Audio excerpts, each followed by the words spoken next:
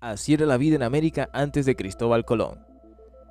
Atlántico. Un 12 de octubre de 1492, el Nuevo Mundo era un lugar complejo, diverso y fascinante.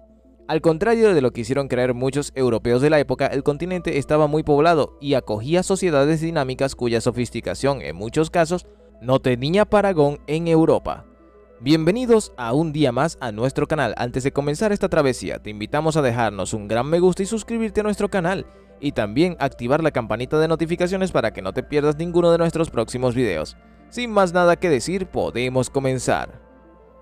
En América vivían entre 40 y 60 millones de personas, según estimaciones recientes, las cuales hablaban cerca de 1.200 idiomas distintos agrupados en unas 120 familias lingüísticas. Desde estructuras sociales igualitarias, pasando por el manejo forestal y el dominio de la ingeniería y la matemática, los pueblos originarios de la región ayudaron a tejer parte del mundo que vivimos hoy. Como el maíz, un invento mesoamericano que revolucionó la alimentación y se convirtió en un elemento esencial de la dieta mundial. Tanto es así que la domesticación y manipulación genética de plantas es la tecnología más impresionante desarrollada por los indígenas en América, dice el arqueólogo estadounidense Kurt Anschutz. Las plantas, entre otras, también son prueba de la existencia de un rico comercio entre el norte y el sur. Aunque los arqueólogos aún no saben explicar exactamente cómo las plantas domesticadas en la Amazonia, como el tabaco, llegaron a la región de Canadá o el cacao mesoamericano al sur del continente. En el choque entre los dos mundos que siguió a la llegada de los europeos se perdieron muchas de las formas de vida y de las estructuras que construyeron, dejando incógnitas que los expertos aún intentan resolver. Este es uno de los motivos porque es muy difícil encapsular en su totalidad quién vivía y cómo era la extensa América precolombina. La mayoría dejaron muchas evidencias arqueológicas a excepción de los pueblos amazónicos. Sin embargo, descubrimientos recientes sobre estos últimos están cambiando lo que se creía sobre la vida en el continente. Las docenas de culturas que vivían desde el actual Canadá hasta el extremo norte de México solían organizarse en comunidades menos monumentales y más igualitarias que los grandes reinos de Mesoamérica, por ejemplo, y mucho más que las monarquías europeas del siglo XV. Se estima que aquí había cerca de 5 millones de personas cuando llegaron los europeos. Vivían en grupos relativamente pequeños que se juntaban para ayudarse mutuamente, pero ponían limitaciones muy claras al poder de las autoridades, dice Charles C. Mann. En algunas sociedades todo tenía que ser decidido bajo consenso y los líderes podían ser destituidos por el pueblo. Ideas que impresionaron hasta los teóricos del iluminismo francés en el siglo XVIII. Las naciones indígenas Mohawk, Onondaga, Oneida, Cayuga y Seneca formaban los Haudenosaunee y vivían en áreas rurales densamente pobladas. Sus aldeas eran extensas y estaban una cerca de la otra, pero no había una capital determinada. De esa manera todos estaban más cerca del suministro de comida. En Norteamérica no había animales de carga como el caballo, así que transportar alimentos hacia una gran ciudad era más difícil, dice Charles C. Mann. Los Haudenosaunee formaban una confederación que se regía por un gobierno con leyes aprobadas por un consejo en que hombres y mujeres tenían poder de decisión, incluso sobre las guerras. Un cambio de paradigma. Hay una imagen tradicional acerca de la historia de América que ha quedado obsoleta en el ámbito académico. Sin embargo, todavía es fácil encontrar reflejos de esa errónea visión entre el gran público. Es por ello que la divulgación histórica debe continuar insistiendo para acabar con afirmaciones totalmente superadas. Esto es que el continente americano estaba lleno de salvajes que no conocieron los avances de la civilización hasta la llegada de los conquistadores europeos a finales del siglo XV. Por suerte, empezamos a reunir obras que rompen con esta idea y nos descubren un pasado muy desconocido.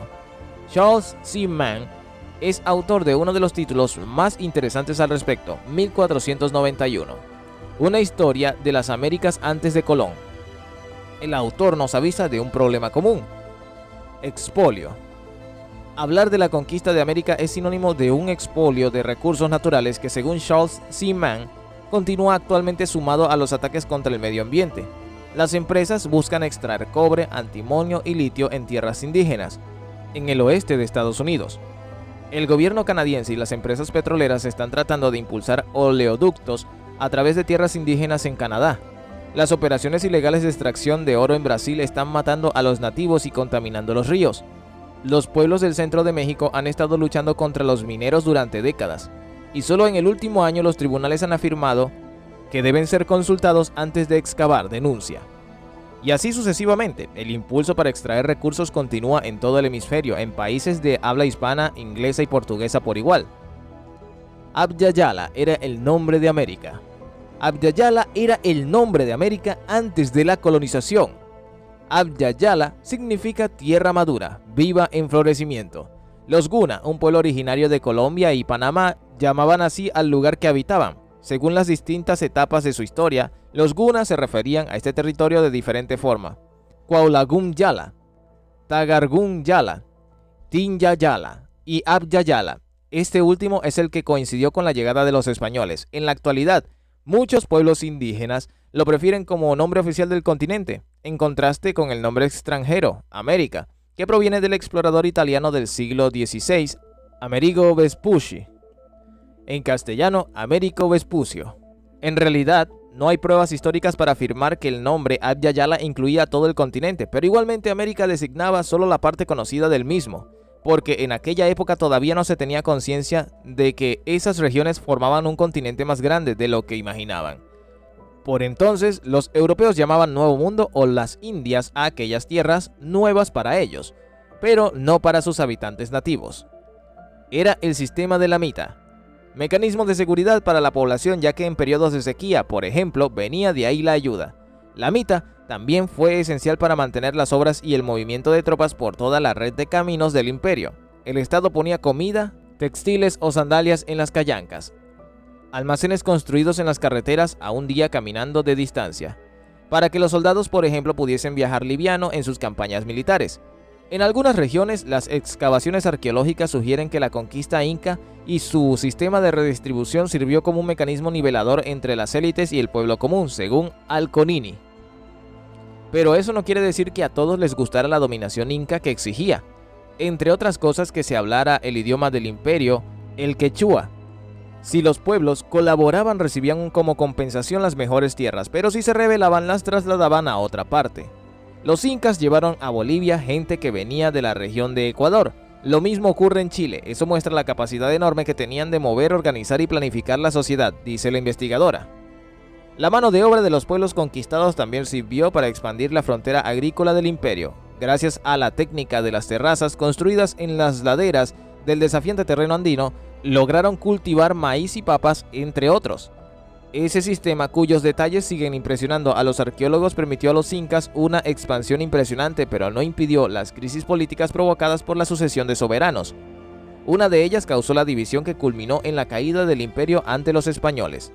Tan grande como Tenochtitlán, o hasta más grande, tuvo 24 kilómetros cuadrados de construcción en su época de mayor apogeo, y contando todas las comunidades satelitales, creo que puede haber llegado a los 100.000 habitantes, dice Gabriel Prieto de la Universidad de Florida a BBC Mundo. Dentro de la ciudad habían enormes palacios reales con paredes de barro de unos 15 metros de altura decoradas con motivos marinos. Su relación con el océano era muy especial, no solo era donde establecían intercambios comerciales con otros pueblos de la costa andina, también lo consideraban como su lugar de origen. Lo más sorprendente era su organización. Cujicugú, uno de las mayores, tiene un asentamiento central de más de 50 hectáreas, posiblemente destinado a ceremonias, con una enorme plaza y una zanja a su alrededor. Hay otros sitios residenciales parecidos en sus cercanías. Entre todas esas aldeas había un sistema de carreteras con hasta 50 metros de ancho, 4 pistas e incluso aceras. Creemos que toda la región del Xingu estuvo conectada por esta red. Algo así no se veía ni en la Grecia antigua ni en la Europa medieval, donde había grandes ciudades pero no estaban conectadas con otras comunidades de una manera tan precisa. Lo que se encontró en la Amazonia brasileña, afirma Heckenberger, es un urbanismo distinto y único en el mundo. Los indígenas descubrieron hace 800 años que la naturaleza podría ser incorporada a las ciudades. Se mezclaban y alternaban las zonas de ocupación humana con el bosque y los huertos. Hemos llegado al final de esta increíble travesía. Antes de finalizar, te animamos a que te suscribas, dejes un gran me gusta y también actives la campanita de notificaciones para no perderte nada de nuestros próximos videos y contenidos. Gracias por ver el video hasta el final, un saludo y hasta la próxima.